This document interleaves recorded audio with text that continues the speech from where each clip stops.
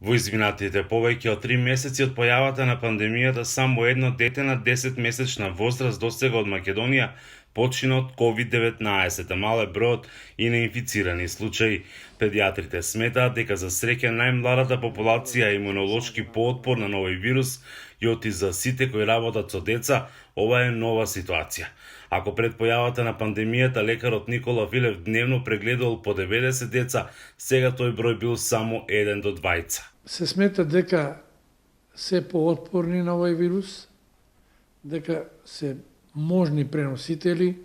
Причината е гледана во тоа што се изгубија контактите во градинките и во школскиот систем, кај што едно болно дете го носеа и другите се заразеа. Како ќе се рефлектираат на имунолошкиот статус кај децава, не можам да кажам. Во споредба, значи, со фатални последици кај децата се 0,2%, а додека пак кај возрастните над 80 години 15%.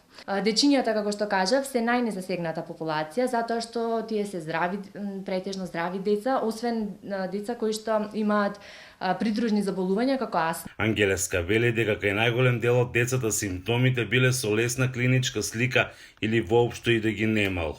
Многу е слично на настинка, значи слично е на грипот, затоа многу тешко може да се одреди за што станува збор. Филе вели дека ситуацијата треба да се свати сериозно, а образовниот систем добро да се организира пред почетокот на следната учебна година, за да не дојде до зголемен број на вирусни заболувања меѓу децата. Да немат пропусти, како што имаше порано. Болно дете не смет по никоја причина да влезе во здрави деца. Ке морат школите да направат посебен систем, како што имаше порано, имаше доктор и сестра во градинките кои што ќе ги контролират, затоа што ќе настане по мене експлозија на болни.